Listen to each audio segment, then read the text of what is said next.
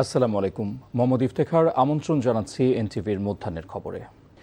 বিশ্বকাপের উত্তাপে ডালাসের ডাউনটাউনের Clyde Warren park যেন এক টুকরো আর্জেন্টিনায় পরিণত হয়েছে। আকাশি সাদা জার্সি, পতাকা আর স্লোগানে মুখর পুরো এলাকা। প্রিয় দলকে সমর্থন জানাতে জড়ো হয়েছেন হাজারো আর্জেন্টাইন সমর্থক। তবে নিজেদের দলের প্রতি ভালোবাসার পাশাপাশি বাংলাদেশের ফুটবল নিয়েও আশাবাদী তারা। তাদের প্রত্যাশা, একদিন লাল সবুজের প্রতিনিধিও খেলবে ফুটবলের সবচেয়ে বড় আসরে। যুক্তরাষ্ট্র থেকে আরও জানাচ্ছেন কুশল ইয়াসির।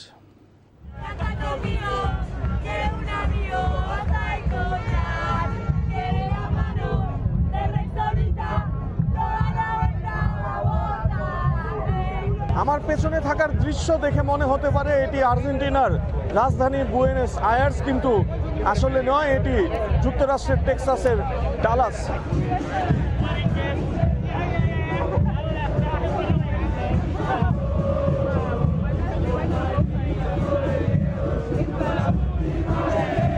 মেসি টিম ডালাসে আছে, তো আমরা দেখতে আসবো না এটা হয় না। আমরা লাইভলি দেখতে পাইছি যে মেসি খেলতেছে মাঠে, এটা অন্যরকম একরকম ভালো লাগা।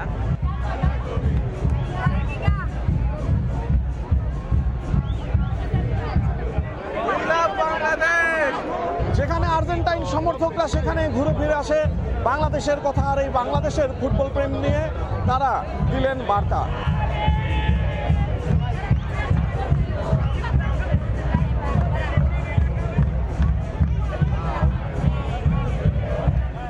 যখনই আমাদের ফ্ল্যাগটা দেখছে, যারাই চিনছে সবাই অলমোস্ট আমাদেরকে জানাইছে বামোস বাংলাদেশ, বামোস বাংলাদেশ। তো এটা খুবই মনে করেন যে প্রাউডের বিষয় একটা।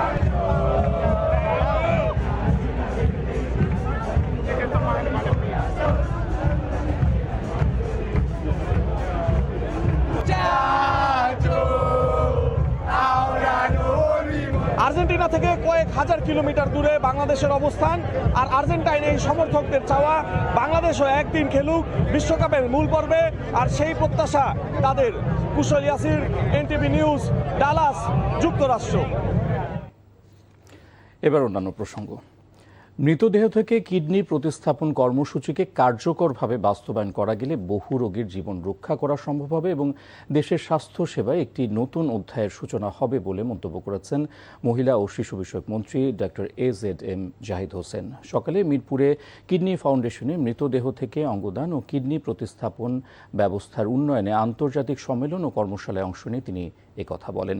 কিডনি ফাউন্ডেশন ও ড্যানফিট foundation, Korean society of transplantation ও কোরিয়া ইউনিভার্সিটি আনাম হাসপাতালের সহযোগিতায় 2 দিনব্যাপী আন্তর্জাতিক সম্মেলনে অংশ নিয়েছে দেশি বিদেশি চিকিৎসকরা। সম্মেলনে বিশেষজ্ঞ চিকিৎসকরা বলেন, বাংলাদেশে মৃতদেহ থেকে অঙ্গদান ও কিডনি প্রতিস্থাপন কার্যক্রমকে এগিয়ে নিতে চিকিৎসা, শিক্ষা, জনবল তৈরির উপর বিশেষ গুরুত্ব দিতে হবে। পাশাপাশি মৃতদেহ থেকে অঙ্গদান কর্মসূচি বাস্তবায়নের জন্য হাসপাতাল ভিত্তিক সমন্বিত ব্যবস্থা, ব্রেন ডেথ নির্ণয়ের সুনির্দিষ্ট প্রোটোকল এবং জনসচেতনতা বৃদ্ধি অত্যন্ত জরুরি।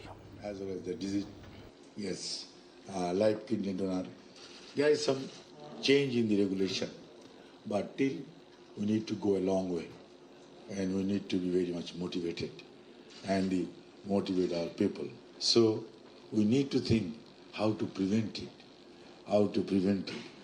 In the curative treatment, in no way we can cope up with that. We'll go for treatment, transplant, and everything. No, it's very much cheaper to prevent the CKD and the disease process as a whole. Mymensingh medical college হাসপাতালে সবশেষ 24 ঘণ্টায় হাম উপসর্গে আক্রান্ত 4 শিশুর মৃত্যু হয়েছে। একই সময়ে নতুন করে 16 শিশু হাসপাতালে ভর্তি হয়েছে। সকালে বিষয়টি নিশ্চিত করেন ময়মনসিংহ মেডিকেল কলেজ হাসপাতালের হাম আইসোলেশন ইউনিটের ডক্টর ঝন্টু সরকার। হাসপাতাল সূত্র জানায়, গত 24 ঘণ্টায় হাম ও হাম উপসর্গ নিয়ে 16 শিশু ভর্তি হয়েছে এবং চিকিৎসা শেষে 9 জন বাড়ি ফিরেছে। হামের উপসর্গের পাশাপাশি নিউমোনিয়া ও অপুষ্টি মৃত্যুর কারণ হিসেবে ধারণা চিকিৎসকের। যুব সমাজকে বেশি করে খেলাধুলায় অন্তর্ভুক্ত করতে পারলে মাদক সহ অন্যান্য খারাপ কাজ থেকে বিরত রাখা যাবে বলে মন্তব্য করেছেন সেনাপ্রধান জেনারেল ওয়াকারুজ্জামান। সকালে রাজধানীর আর্মি স্টেডিয়ামে অলিম্পিক ডে 2026 উপলক্ষে আয়োজিত র্যালি শেষে প্রধান অতিথির বক্তব্যে তিনি এ মন্তব্য করেন। সেনাপ্রধান বলেন, দেশের ক্রীড়াবিদদের সুযোগ সুবিধা দিতে পারলে তারা বিশ্ব দরবারে অনেক ভালো ফলাফল করবে। বর্তমান সরকার ক্রীড়ার উপর জোর দিয়েছে জানিয়ে জেনারেল ওয়াকার বলেন, খেলোয়াড়দের উপযুক্ত প্রশিক্ষণ এবং আর্থিক সহায়তা দিতে পারলে বিশ্বমঞ্চে দেশের ভাবমর্যাদা অনেক উজ্জ্বল হবে। ছেলেমেয়েদের বেশি করে খেলাধুলায় অংশগ্রহণ করাতে অভিভাবকদের প্রতি আহ্বান জানিয়ে সেনাপ্রধান বলেন, খেলাধুলাই পারে যুব সমাজকে মাদক সহ অন্য সব নেশা থেকে বিরত রাখতে। পরে বিভিন্ন সময়ে বিশ্ব অলিম্পিকে অংশ নিয়ে বাংলাদেশি ক্রীড়াবিদদের সম্মাননা ক্রেস্ট প্রদান করেন জেনারেল ওয়াকারুজ্জামান।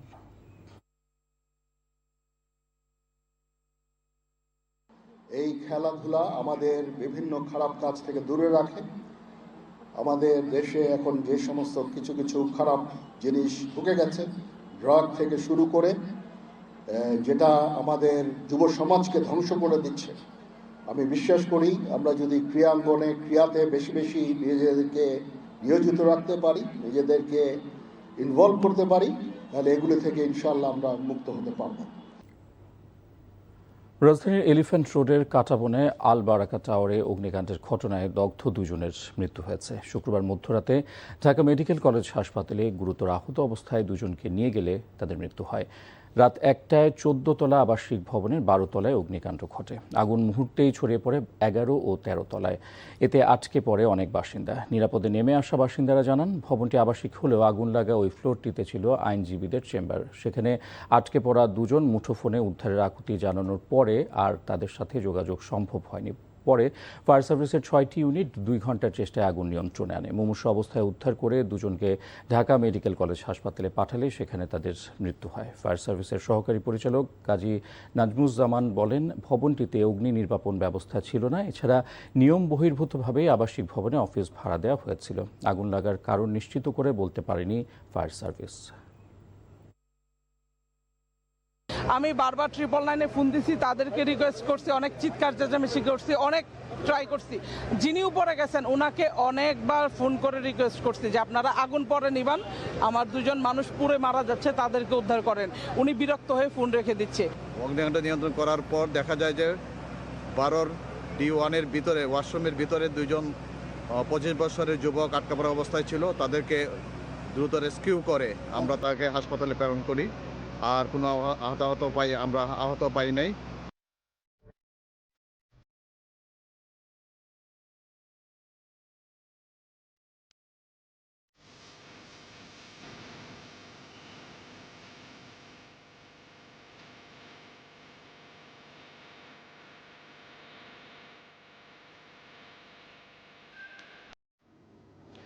কাজঘেরা ভবন দেশের আবহাওয়া ও পরিবেশের উপযোগী না হলেও রাজধানী সহ দেশের মহানগরীগুলোতে একের পর এক নির্মিত হচ্ছে কাজঘেরা বহুতল ভবন।